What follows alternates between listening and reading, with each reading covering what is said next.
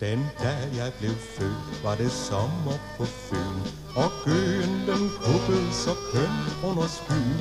Men jeg blev vist ikke et pragteksemplar, for pludselig ubrød min far.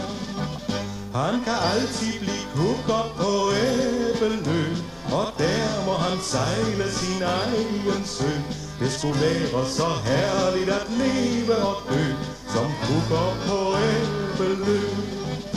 Jeg voksede op, og i skole jeg gik, men det var begrænset, hvad lærdom jeg fik.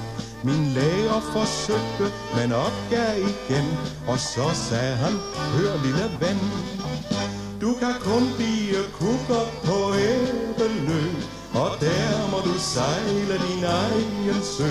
Det skulle være så herligt at leve og dø, som kukker på Æbelø. Da jeg nu som ung mand skulle med på session, var mit ønske marinen og måske dragon.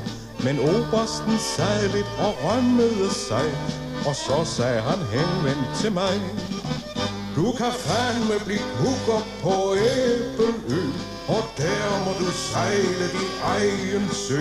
Det skulle være så herligt at leve og dø, som kukker på Æbelø.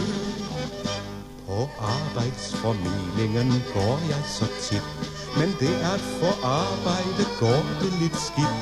Jeg spørger så pænt, hvilket job man mon har, men får det sædvanlige svar.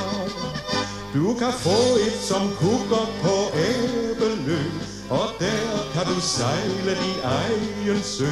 Det skulle være så herligt at leve og dø, som kukker på Æbelø. Og når jeg engang bliver gammel og grå, og livets kukuer går langsomt i stå, så spørger jeg Sankt Peter, skal jeg op eller ned, men får sikkert denne besked. Du kan ende som kukker på Æbelø, og der må du sejle din egen sø. Det skulle være så herligt at leve og dø, som kukker på Æbelø.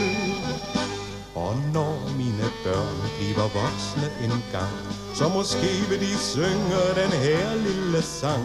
Mens gøen den kukker og æblerne gror, så synger de alle i kor.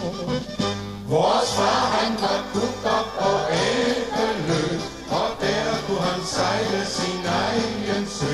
Det skulle være så herligt at leve og